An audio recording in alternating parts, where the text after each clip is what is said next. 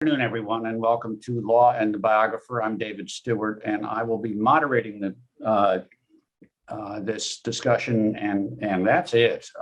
This is not an area of my expertise, but luckily we have three people who know a good deal about the topic. Our opening speaker will be Pat Ofterhide, my former neighbor in Garrett Park, Maryland. She's University Professor of Communication Studies in the School of Communication at American University here in DC, and founded the School Center for Media and Social Impact, and is still a senior research fellow. Her books include Reclaiming Fair Use, How to Put Balance Back in Copyright with Peter Jaszi. She and Mr. Jaszi have developed more than a dozen codes of best practices for fair use, including one for nonfiction writers, which may be of particular interest for all of us, and that can be found online. The link is, I think, in her biography on the bio website. She will be starting, but let me just do the other introductions now. Blake Gopnik, after a career as staff art critic at the Globe and Mail, the Washington Post, and Newsweek, his life as a biographer began with the publication of his comprehensive study of Andy Warhol, much acclaimed. He now writes regularly for the New York Times and is beginning a new biography of Albert Barnes, founder of the great Barnes Collection in Philadelphia, which is a remarkable collection. Chris Brigman is the Murray and Kathleen Bring Professor at New York University Law School and principal of the law firm of Lex Lumina PLLC. His research, teaching, and lawyering all focus on intellectual property and innovation policy. He is also the reporter for the American Law Institute's current restatement of copyright. So, Pat, if you could get us going. Great. Thank you so much for the opportunity. And I am here. Pat, pardon me, one last fumble. If you have questions, please insert them in the chat and we will come to them at the end. And if there's something that seems particularly apt in the middle, we'll try to do that too. Excuse me, Pat. Great. Okay, are we still sharing or did we lose that? Are you looking at a slide? We lost it, Pat. Yeah, we've lost it.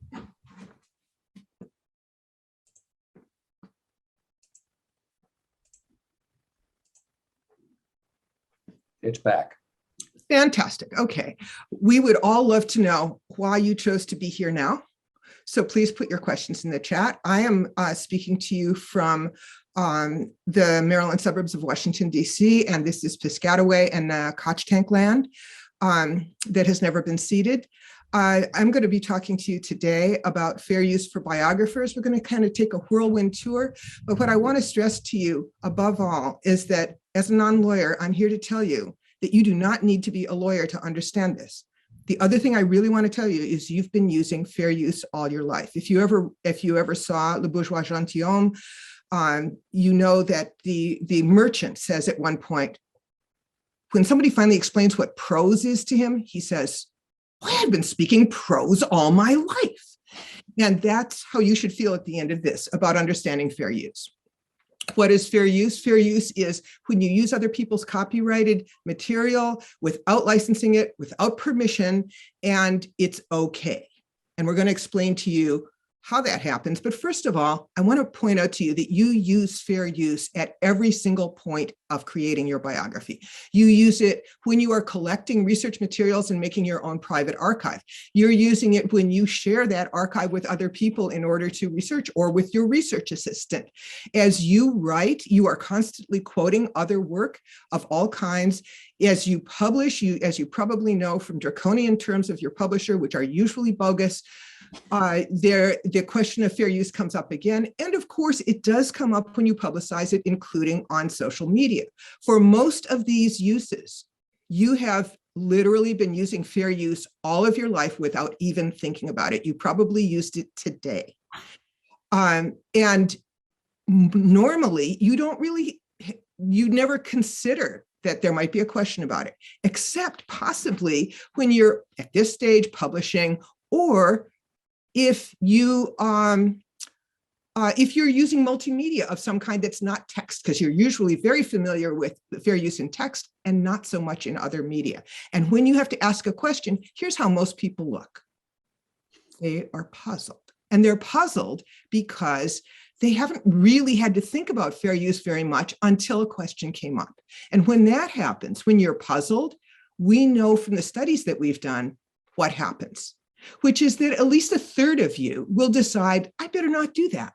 Or maybe I'll put it off for a while, or maybe I'll change it. And you know what that is called in other terms? That's called self-censorship. So that's what we don't want you to do. And I'm going to explain why that's true. So let's go back to what is fair use. To do that, I have to take you all the way back to the purpose of copyright. Now, if I ask you for the purpose of copyright, I know what comes up to your mind first. Well, I wrote that book and now I get some protection for it. I get a limited monopoly to be able to recoup the costs. And that's actually not the purpose of copyright. The purpose of copyright, according to the Constitution of the United States, is to promote the creation of culture. And if at any point the copyright policy of the United States does not promote the creation of culture, you know what happens? It's unconstitutional. So it's really important that people be able to make culture. So copyright policy has two sides, and we want to make sure they stay in balance. One side is, oh, you made something? Hey, great. We'll give you a little perk for that. And we'll give you a limited monopoly. The other side is, you need to be able to quote existing culture to make something new that's not the same thing as what you're quoting. Please don't hesitate. Go ahead and do that. The law wants you to use other people's copyrighted material without paying for it under the circumstances that I'm about to explain. Now, fair use is only one of the different balancing features we have in copyright policy. It happens to be the biggest, most flexible, and most common one. So that is the one that most comes up for you as biographers. The law discusses 4 factors, which you might have heard of. And if you go Googling what is fair use and how is this fair use on the internet, these, along with a ton of really crappy information, these 4 factors will come up. I'm telling you that because you'll see them, but what I'm asking you, begging you to do for this presentation is now to ignore them because they are not going to help you make your decision. So there's really a lot of good news about fair use. Since 1990, there's been a kind of standard judicial interpretation for the most common practices of fair use. There's always a lot of debate at the edges, but historically, up until now, there's been quite a bit of judicial consensus around, and I'm going to explain what judges generally agree on. The judges typically ask, they do look at those 4 factors, but here's how they ask 3 questions. And the first 2 are distillations of those 4 factors. The first thing is, did you just reuse that thing for the purpose for which it's already in the marketplace? Did you play a song for your audience because you really like that song and you want to share it and you didn't actually buy the CD, you didn't pay a performance rate? Well, that would be infringing. But did you quote that song or a lyric from that song to say something about that? Well, that would be a transformative purpose. It would be a new purpose. So that's number 1. Is it transformative? And by transformative, we don't mean you changed it. The use to which you are putting it is different than what it is in the marketplace. And if you want to get really super simple about this, one of the things you could say is, am I just using this for the original thing that it's in the market, original purpose for which it's in the market? Because if it's something else, what is that thing? Can you say it out loud to somebody who's not a copyright expert? Well, that would be great. That would be terrific. So once you've got this transformative purpose, oh, you're quoting that book because you're discussing that author's interpretation of this other biography of this aspect of the person's career. That's a transformative purpose. Now, the second question you would ask to stay within the comfortable safe harbor of, I don't really need to think much about this fair use, is, am I using the amount that's appropriate to fulfill the transformative use? Now, that second question, the answer could be all of it. Say you're quoting a photograph because you're discussing how photographers of the Civil War represented the other side. I'm totally making this up. It would be important to have 100% of the photograph because, oh, by the way, Civil War, probably public domain. But let me just, speaking of public domain, let me say, here's a basic rule. Just pretend everything is always copyrighted. Because if it's in the 20th or 21st century, it probably is. It might not be, but by the time you figure it out, you will be significantly older. So let's just assume everything's copyrighted. Here's the third thing judges ask, which is, what do people do in common circumstances? This person is doing this. Is that what other people in their field do? Is that the custom of the community? And that third question is why it's so helpful to have codes of best practices in your field of practice so that you know what the rest of your community thinks is the best practice here. And we say best practice rather than normal or any other word, because we're talking about the best thing to do according to the law, not what a lot of people do, because a lot of people do the wrong thing. So there are lots of best practices codes. We've been creating them since 2005. We always work as facilitators with creative communities to define what they believe is absolutely important for them to get to mission. And then the codes consider the most common areas in which fair use would be entirely uncontroversial for them. So librarians, for instance, who have a lot to say about things you do, they have a code of best practices. Journalists who in some ways look like biographers in what they do, they have a code of best practice. A lot of people do. There are people, media literacy teachers do. Did we lose that again? Yeah. Yes. Joke back to this. I don't know why that's happening. Software preservationists do. People who do dance archives do, but here's the one that you really care about. It's the one for nonfiction authors. That's you. Created by the Authors Alliance, which you should join. And it's actually not created by any association of nonfiction authors. What the Authors Alliance lawyers did was to take the passages from other codes of best practices that deal with nonfiction practice and assemble those all in one place for you. So it's a very handy, very robust thing. Let me just say that codes of best practices that we have worked on are not only uncontroversial, but they are often used by commercial entities in the field, including publishers. So these codes of best practices are nothing like guidelines, especially the crap that you find on the internet. They are not a set of rules. Did you ever hear a number associated with fair use? Did somebody tell you 400 words? Did somebody tell you 10%? Did somebody suggest 7 changes and you're fine?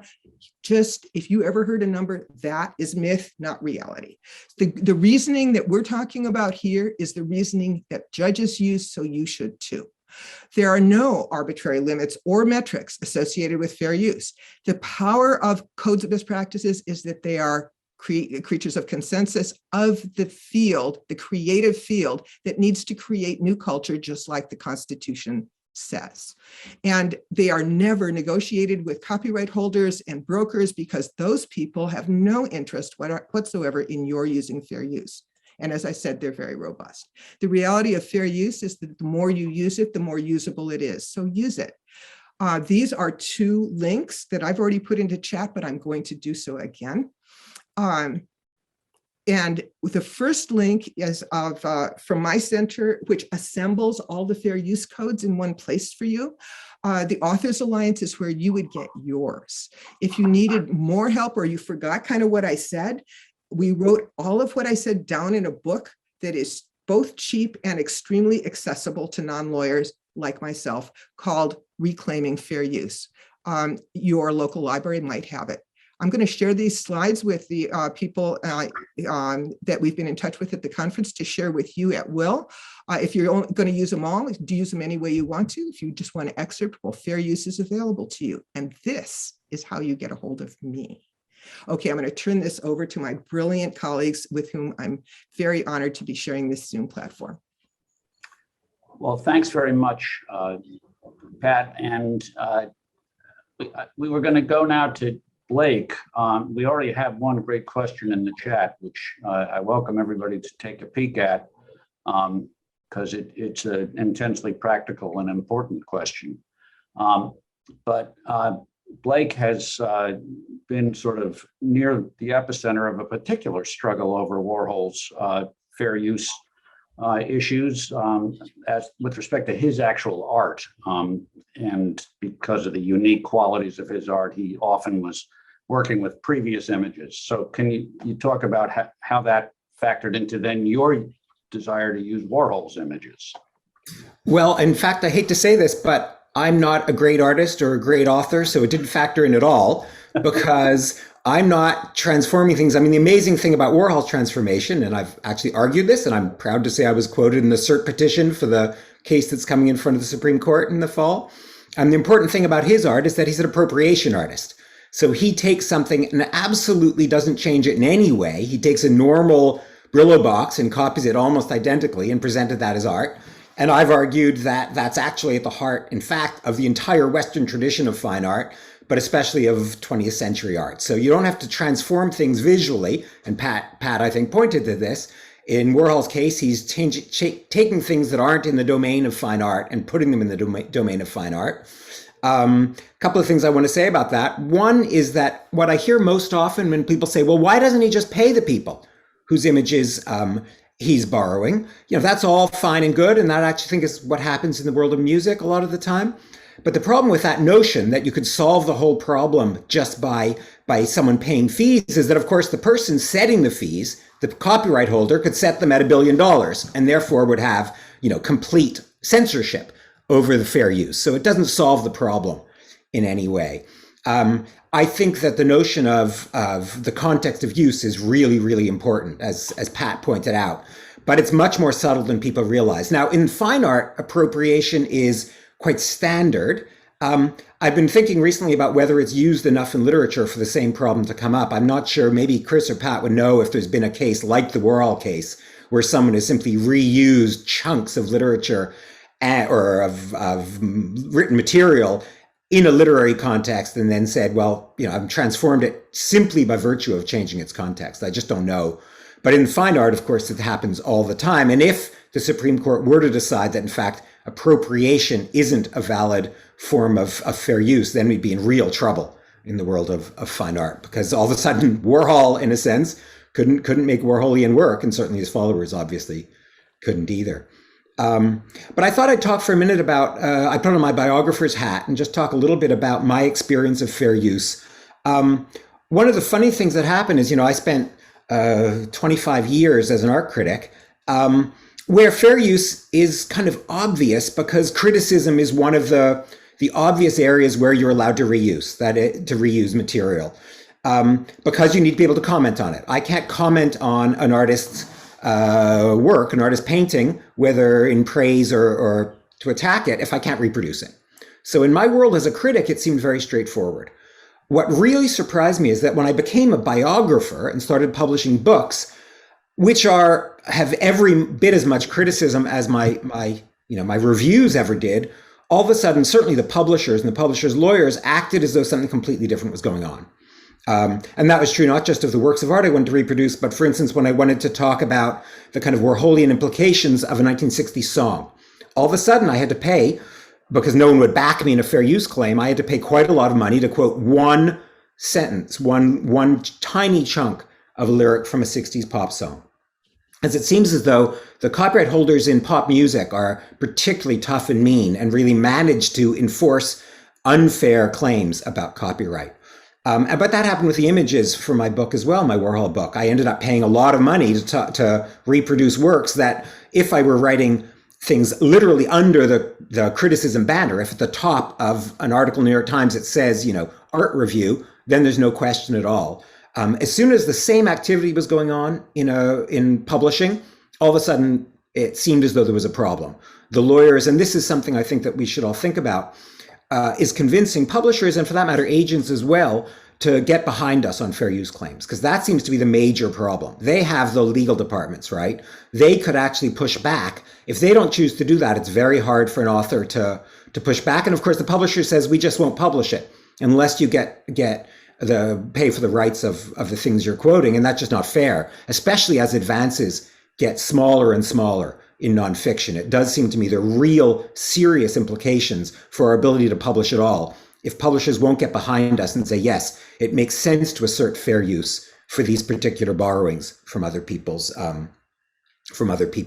work. And just one thing I guess I'd add, Pat, to what you were saying, because people don't often realize it, it should be obvious, but copyright only, and correct me if I'm wrong in this, copyright only holds for the expression of an idea or of a musical thought, an artistic thought, not for the content of it. So I had faced what was threatened as a $2 million lawsuit because my book on Warhol, weirdly, was about Warhol. And this other person's book about Warhol was also about Warhol and had some of the same facts, like the day he was born was the same in both of our books. And there was all sorts of facts that overlapped between this author's book about Warhol and my book about Warhol. And he said he was going to sue me for $2 million because there was stuff about Warhol in both of our books. And luckily, the lawyers at my publishers, we had a fairly comic, actually, conversation about it. And they said, well, no, we told his lawyers that, in fact, you can't copyright the date on which Andy Warhol was born. So it is important to realize that content can't be copyrighted, only the expression can be copyrighted. And that's probably as much as I should say, because I know so much less about this than Pat and Christopher do. And maybe they can clear up some of the things I just mentioned. Well, Blake, I'm glad there was a happy ending to that story because that sounded ridiculous. But one question, a couple questions. When you're quoting a lyric, you're saying basically there is no such thing as de minimis use that's so short that they don't care about. That's difficult because it depends. If it's the heart or the hook of a song, maybe not. But the Copyright Office at least has said that they will not grant copyright protection in words and short phrases. And, a couple of lines from lyric or a couple of words from lyric anyway might be claimed to be de minimis use. So there is a de minimis threshold. Okay. Now, what exactly that is very fact specific. And if you want to apply fair use to your decision about lyrics, poets actually got together to make some decisions about that, and they wrote their own code of best practices that we helped to facilitate, and that link is in the chat. But I think, in a sense, the extent of the quotation, if I wanted to talk critically about the entire song, that should have been covered. I was talking about one line from the song, but I was talking about it in critical context. If I needed to quote the entire song, that should have been permissible. No, if it was clear that that's what I was up to in my writing. And Blake, just quickly, if I understood what you were saying, you're troubled, of course, that the publishers are offloading this problem onto the authors, which is effectively done through the publishing contract because you've got to get the images and you've got to clear everything. So that's where the trouble starts. Yeah, clear everything. In theory, I could go to my publisher, and of course the agents are involved in writing these contracts, so they're very, very important in this whole business. I could go to my publisher and say, well, I've cleared the rights in the sense that everything I'm using is clearly covered by fair use. I could argue that, and the contract would, in a sense, support me, but the publisher would simply say, well, you can say that, but I'm not going to publish your book, and you can sue me to try to make me publish the book if little old Blake Gopnik wants to sue HarperCollins, right? But that seems to me a major problem. And Chris and Pat, maybe you can, is anything I'm saying just ridiculous there? Or am I? No, what you're saying is the opposite of ridiculous. Publishers are part of the problem, but I'm sorry, go ahead, Pat. Well, I just want to say that, yes, I agree with both of you. They are part of the problem. But I also have example after example after example of authors who understood their fair use rights, who went to their editor and said, these are fair use. And the press actually changed its policy. I also have a great example of Yale University Press, which incorporated fair use for its entire art history line. it in line with the College Art Association's Code of Best Practices for Visual Arts, changing its policy. I have a really great story about Duke University Press deciding to publish an entire book that used like 47 different images from the Pablo Picasso's work. And all of it was fairly used, in spite of the fact that everybody trembles in their boots at the thought of any kind of trouble from the Picasso estate. So I have those. There are a lot of them are in the book.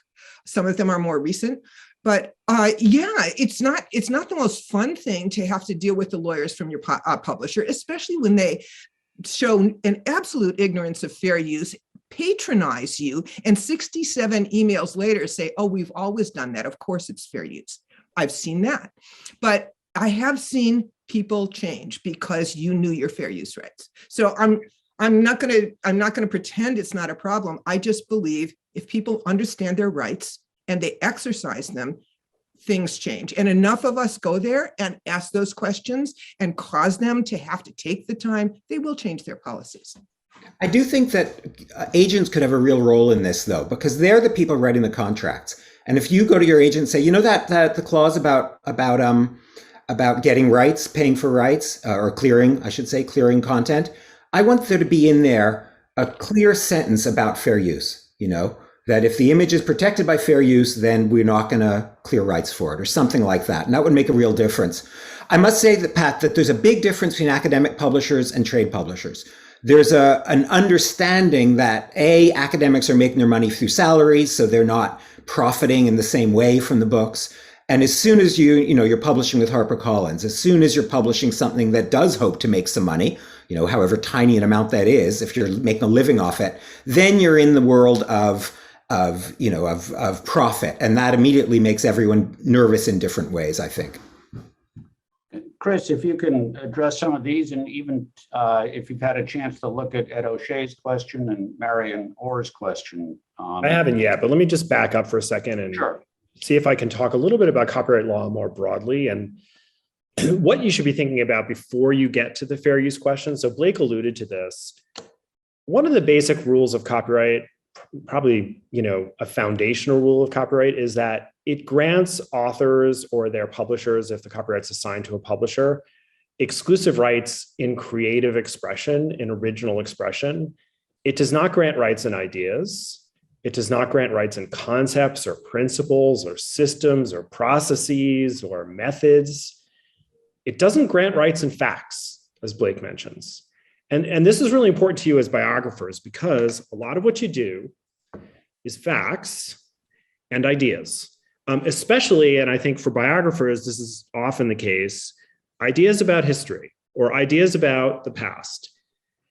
There's a case that comes to mind. It's kind of on the edges of biography. It's the Helling case, Hoehling.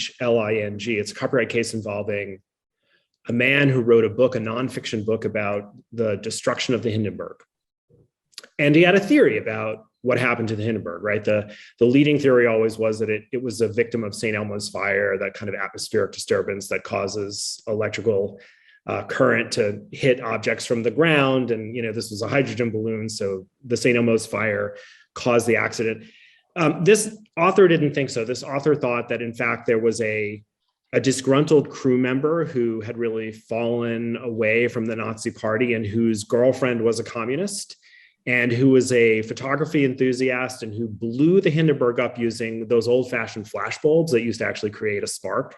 And he did it to please his girlfriend. That was the theory. And as it turns out, this is not a completely crazy theory. Other historians had also repeated this later. And he never, the guy who wrote the book first laying out this theory, never seemed to mind too much until a movie got made by a Hollywood studio about the destruction of the Hindenburg. And the movie, of course, made some money. And the movie essentially adopted this theory. You can imagine why. It's very dramatic. It involves a guy and his girlfriend, you know, politics. So they adopted this theory as the explanation for the destruction of the Hindenburg, and he sued them. Okay. And the court ruled for the studio, for the defendant. And it basically said, look, you know, a lot of the stuff that the movie has in common with the book are just straight facts. The fact that there was a guy on the Hindenburg who had a certain name, who had a certain history, who had a girlfriend, who was a photography enthusiast. These are all facts. And more to the point, the kind of historical theory, the theory about the cause of the Hindenburg's destruction being linked to this person, that is in fact an idea, the court said, about what happened. It's not itself copyrightable. Now, what might be copyrightable is a particular way of expressing this idea. So the particular way that you explain it, the particular prose that you use to lay it out, that can be copyrightable if it's original. That is, if it's not copied from someone else, if it contains even a modest spark of creativity, that is copyrightable. But this historical narrative itself is not. And the court was very explicit about why not. The court said, because it is crucial to leave these historical narratives open for public discussion. This is how scholarship, this is how history, this is how culture advances. So the court was very conscious, I would say, of what it was doing. Now, for you as biographers, these built-in protections in copyright, before we even get to fair use, these built-in protections that emanate from this basic distinction between expression on the one hand that is copyrightable and facts or ideas on the other that are not, these are worth keeping in mind, because as Blake suggests, this idea that people will come to you and say, you can't adopt my narrative, or you can't even adopt my facts, this is not unknown in the world. This happens more often than you might think. And that is something that you can resist, that the Copyright Act gives you strong foundation to resist. Now, beyond that, as biographers, you are going to want to use resources. You're going to want to use letters. You're going to want to use photographs. You're going to want to use documents of all kinds. And these are the kinds of things to which fair use most often applies in your field. Pat laid out fair use extremely well. Let me just add a couple of things, maybe just to emphasize and hopefully to deepen your understanding a little bit. And then I just want to talk about some options for you to think of. First, this issue of transformativeness. This is a rare instance where a law review article actually changed the course of how we think about fair use. So what do I mean by this? Pierre Laval, who's a judge on the Second Circuit in the 1990s, wrote a law review article saying, there are these factors, these 4 factors that Congress has directed courts to look at. I should emphasize those are not the only 4 factors. Courts are directed to look at them, but courts are free to look at other things.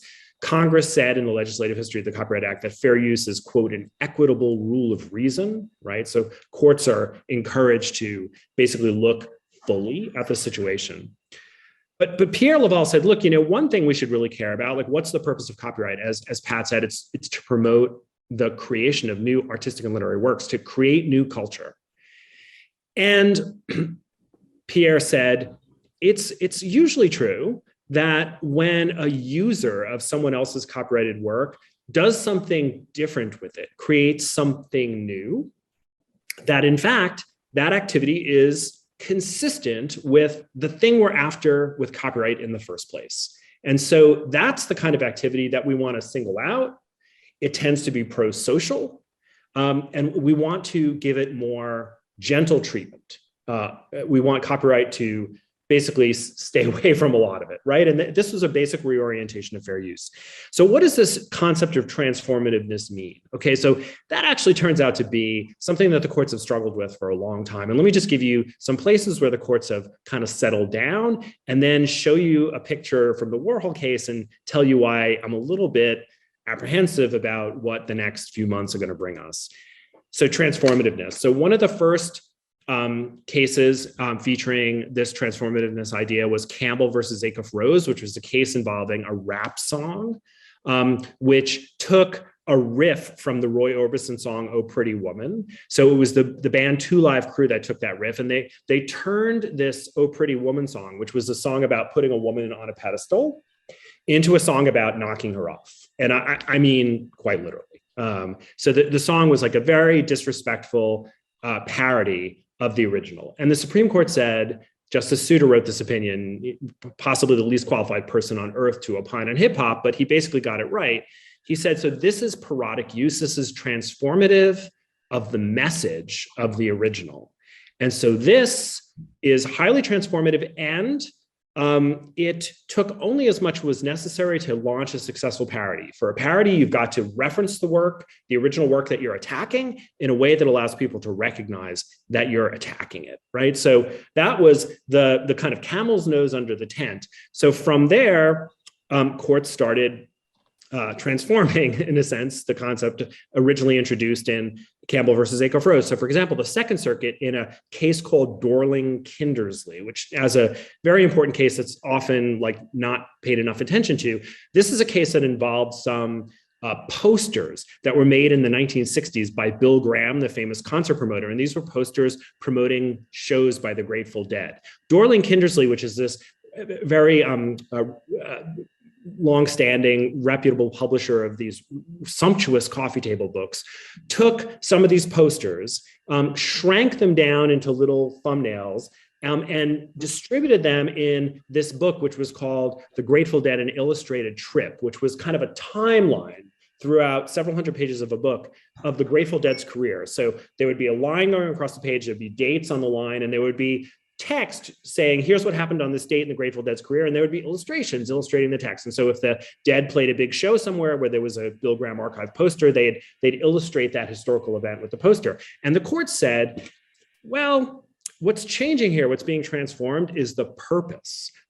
So these posters originally are made to advertise a concert. And then, of course, after the concert's over, they are sold as works of art because they are very lovely. But as they are used in this book, along with this text on this timeline, they essentially serve as historical artifacts illustrating a narrative. Now, as biographers, you can see the relevance of this, right? And the court says, this use is fair use. This use is transformative.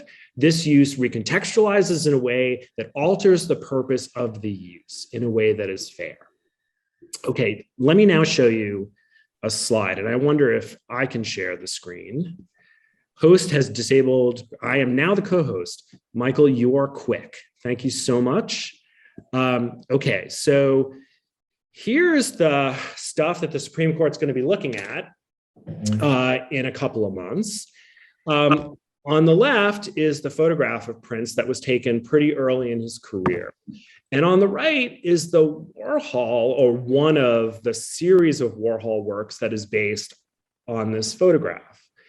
Now, okay, so the Second Circuit, this is the Federal Appellate Court in New York, which has been a real leader in fair use law. It is the court on which Pierre Laval sits, the kind of father of all this jurisprudence. A panel of the Second Circuit, not including Pierre Laval, I would add, held that this Warhol work is not a fair use of the underlying photograph. And what was the reasoning? I mean, Blake will, after he's done getting his temperature down, he'll probably add quite a bit to this. But the reasoning of the Second Circuit was that what Warhol did was essentially just take a photograph and, quote, superimpose his style on top of it. Okay, so this isn't transforming at all. This is just gluing, in a sense, your style, your Warholian style on top of a work, not transforming it, but just using it. Now, okay, so what do I think about this? This kind of example shows you that transformativeness as a concept does not apply itself. You have to think hard about what's going on, and how hard you think and how well you think depends a lot on how deeply you understand what Warhol is doing, how he does it, and why. Okay, so, when I look at this as someone who, not to the extent that Blake has, but someone who's been living with Warhol for a long time, who adores him and who has followed him very carefully, what I see here is Warhol doing something that he does often in his career. He's turning a person into an icon.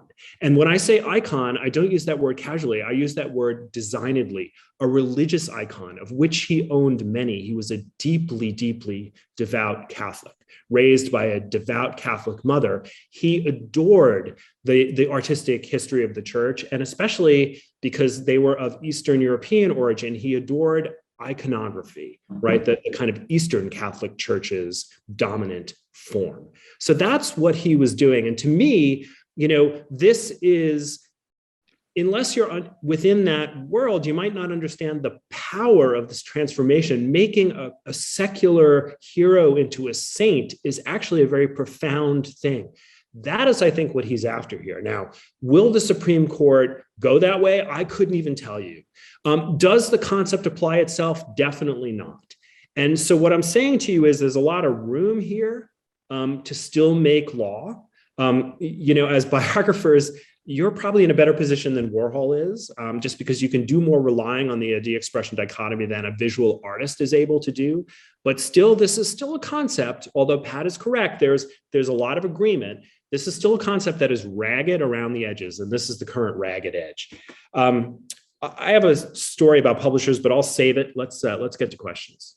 I'll just say one thing about the Warhol example, which is that for me, and I think a good number of art historians of the 20th century, the image, the Warhol painting would have been even more transformative, even more important if he had not added color at all. If he'd kept the image exactly identical, it would have actually been more Warholian than when he changes it. When he changes it, it becomes a more normal artistic act. There's an artist called Ellen Sturtevant, who took Warhol images and reproduced them 100%. Warhol flowers, all sorts of famous Warhol silkscreens, and made exactly the same images at the same scale. And she's considered one of the more important artists of the 20th century. So the Second Circuit's notion was that something had to be profoundly transformed visually. They basically said collage was the only really good kind of transformation, when you're really messing with the image. But for any art historian, that just seems ridiculous, because Ellen Sturtevant's entire illustrious career is built on making absolutely no visual transformation, and in the act making a total conceptual transformation. Can I just make a lawyer's point that I think deepens the puzzle that Blake just posed, which is this: 100 years ago, Oliver Wendell Holmes, the great jurist, sitting on the Supreme Court at the time, decides a copyright case that involves, the question is, there are these circus posters, these posters illustrating circuses. And the question is, can these circus posters be copyrighted? Because they're not fine arts, right? They're just illustrations of a circus. And Oliver Wendell Holmes says, yes, of course they can be copyrighted. The Copyright Act is not limited to fine arts. And in fact, he says, judges should not be in the business of making aesthetic decisions because they will screw it up, right? This decision, this Blystein decision of Justice Holmes has been cemented into copyright law as what copyright lawyers call the rule against making aesthetic distinctions, right? Now, what's going on in Warhol is the court is making aesthetic distinctions. The Second Circuit is saying a certain kind of treatment of art. So if you make collage, like Richard Prince did in the Canal Zone cases, right? He took a bunch of photographs, he kind of cut them up, he rearranged them. Or Jeff Koons did in the Niagara case. He took a bunch of fashion magazine photos, he cut them up, he rearranged them. If you do collage, that's transformation. Why? Because we can see it. We can see your work. You've literally cut it and pasted it, right? But if you do this kind of, how do I say, I don't even know what to put it. I said earlier, this kind of iconography, this isn't transformation, because although to me, this might provoke a completely different set of feelings, it doesn't provoke a completely different set of observations about where lines and shades are. So what matters? Well, that's an aesthetic distinction. And I really ought to try to get back to get to the questions now. Yeah, that's good. The end of the, if we could. David, can I just make one quick intervention? The cases that Christopher and Blake have referenced, and the kinds of artists we're talking about here, Richard Prince and Andy Warhol, these are people who delighted at being at the ragged edge of fair use. By and large, you as biographers never want to be there. You want to be in the safe harbor, of course, it's obvious, duh, practice of fair use, which is almost always true. So although, yes, Warhol is something that is a decision that truly scares me. It's a terrible decision, and it's like those judges woke up and said, oh, if you change it 7 times, it's probably fair use, or some other stupid thing. But I don't think that Warhol has that much to do with your daily life in terms of your practice, which is utterly ordinary. It's like when James Thurber said, that his biography was to Salvador Dali's biography as a straight back chair was to a piano. You're the straight back chair. Maybe we'll see what the Supreme Court says about transformativeness. I'm not a pessimist by nature, but this is a concept that it's hard to know what they're going to do with. Well, let's try to look at the questions. If you can get us out of share screen so I can actually see them, that would be great. Just click on chat, David. You can see them. Just click. I would like to start. I will read quickly through Ed O'Shea's question. He's done a book on Seamus Heaney, famous Irish poet, using materials that a major British publisher holds the rights to. And he's been told he needs a license for both types of material. He's been waiting 5 months for the license, and he's not getting any kind of response. Without advising him directly, what are strategies that an author might have for trying to deal with simply an unresponsive rights holder? Are you just out of luck? Well, I'm not a British lawyer. I will say that the British conception of fair use, which is referred to in the UK as fair dealing, is quite a bit narrower than the US conception. Okay. So the license need is more acute there. Well, in general. So beyond that, I don't really have a lot of advice on British law other than to say the unresponsive publisher is a significant continuing problem. And what usually has worked for me in the past is having my publisher intervene. If your publisher is not willing to intervene, that makes the situation just that much more difficult. Okay, so that's just a sort of practical factor. Christopher, would there be any defense if you said, I did all the effort I could and they wouldn't give it, so I'm just publishing it without getting the license for it? If it came to it, would that be any kind of defense?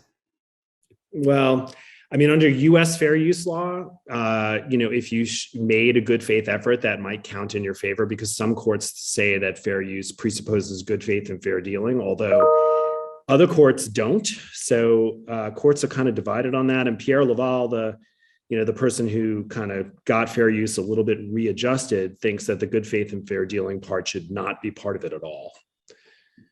You either have the rights or you don't. Exactly.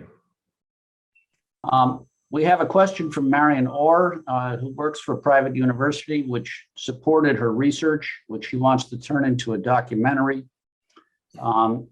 If she used her research stipend to hire a cinematographer to interview part of them, who owns that resulting interview material? The university, her, or somebody else? We've already had one response from Pat in the chat, which is you got to look at the contract she has with the university, which strikes me as practical. Do you have any other reactions to that? Well, just some guidelines in terms of how to think about this. So is it a US university? If so, typically the rule in the US is a little bit complicated, which is academics who work in the natural sciences often sign agreements regarding IP with your universities. Academics who work in the social sciences or the humanities frequently don't.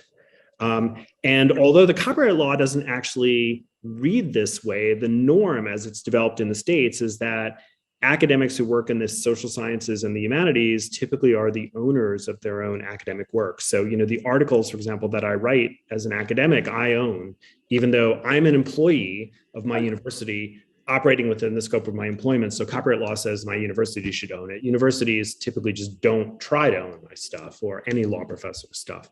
So it's complicated. It's not only law, it's also norms, and it's your particular field, and it's also your particular agreement with your university.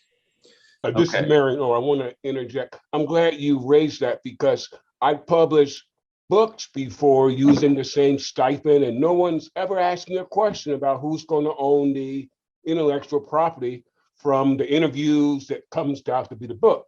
But when I raised the question, I want to now turn my book into a documentary. It's the first time I got a question about who's going to own the IP. I did not get that question asked for all the books I published over the years. Who asked the question?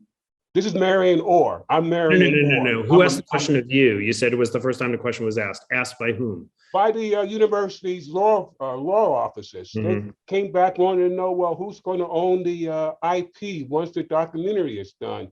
I was shocked because I'd never been raised this question before in all the books I've published over the years, using the same funds that they provide me. So it caught me off guard. So yeah, it might be just because this is not what they usually do. Like academics at their institution don't usually, basically contribute to motion pictures. So they may just be trying to figure out what their policy should be. Typically, whatever your work is. So what you're a historian, or I'm sorry? Poli-sci. Okay. So, typically, you would be treated the way I'm treated, which is, I wrote a bunch of articles. A lot of the material in that articles got published in a book. It was a commercial book. The university never said boo to me about that. It's only maybe because this is a film and it's not like right down their alley that they're asking questions. But for them to assert IP rights would be interesting, and it would be very much against the prevailing norms. Okay, Sue Rubenstein says that in a previous book, she asked people she interviewed to sign permissions.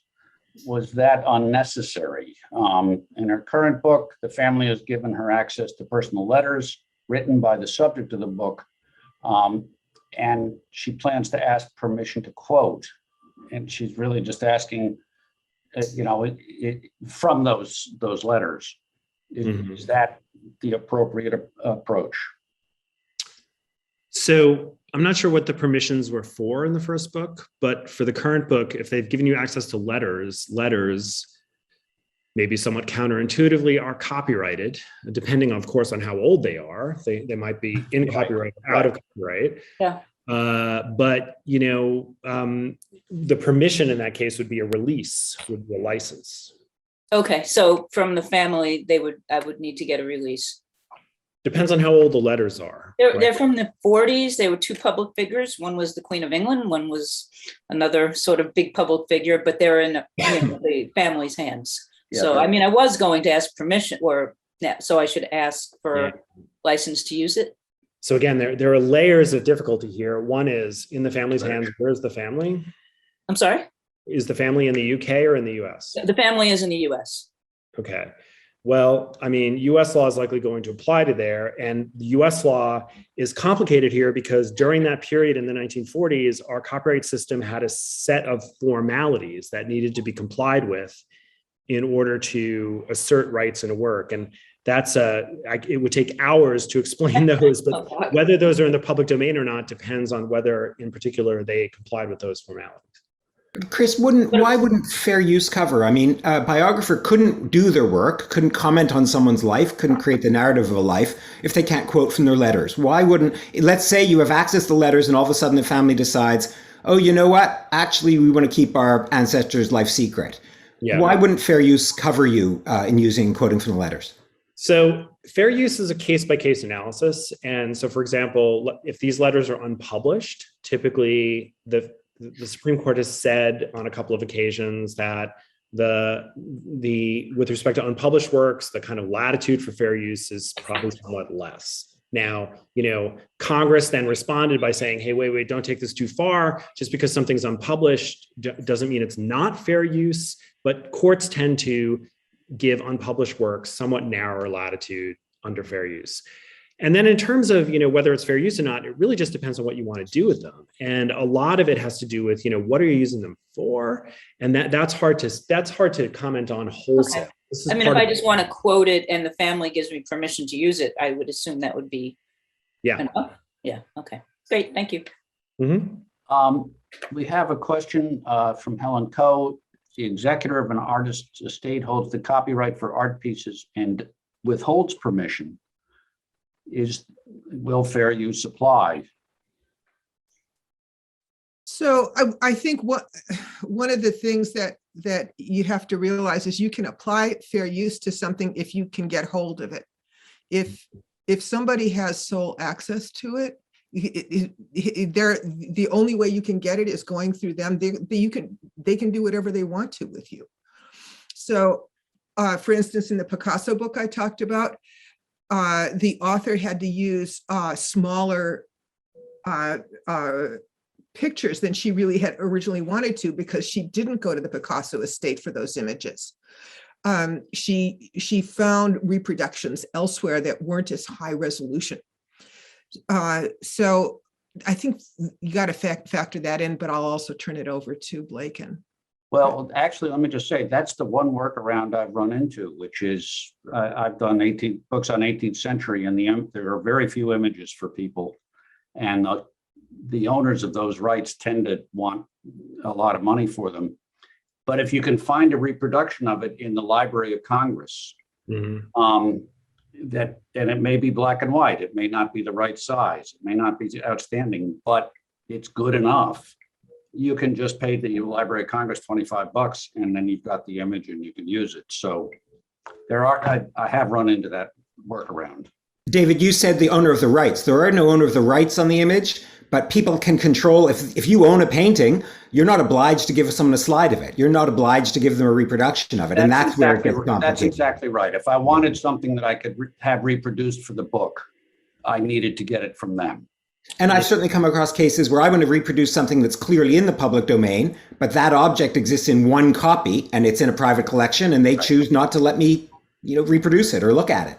And then you're just stuck. That you can't walk in with a marshal and say, open your vaults and let me see this object. What about museums? So if a museum owns something, they can give permission too? They can give or not as they please. They can't give copyright permission. Right. If the copyright is held by someone else and it's under copyright, their permission is meaningless, but they can give you an image, especially for things that are, that are long since in the public domain. Leonardo da Vinci, a rare Leonardo da Vinci that isn't reproduced. That's a bad example because everything by him is reproduced.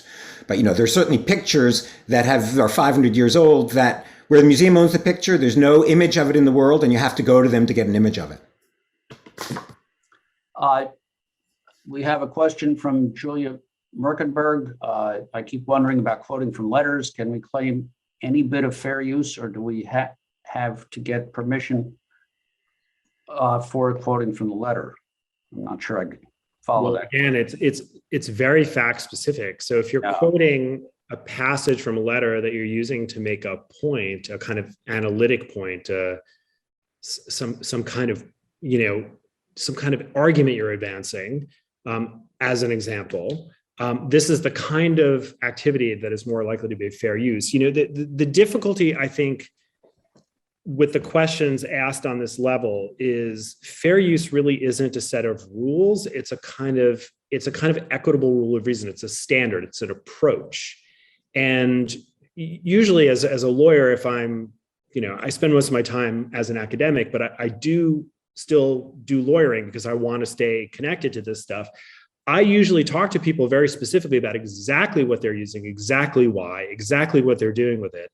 And, we can talk about risk based on those specific questions. So, some people would say, and I think this is unfortunately sometimes true, that fair use is difficult as a right to use because of its specificity. Pat is also correct that there are some things that you can do in general that are very likely to be fair use. I think quoting short bits to make a point analytically is exactly in that zone. Chris and Pat, would it be fair to say that I'm sorry to jump in. Yeah. We're at time, and so need to wrap up. Fine. Well, I want to thank the panelists. Obviously, Chris and Pat and Blake have shed a lot of light on some of these issues, and they're not easy issues. And I appreciate the participation of everybody who's been offered questions in their situations, and Bio for putting it on. Thank you all very much. Thank you. Thanks for coming.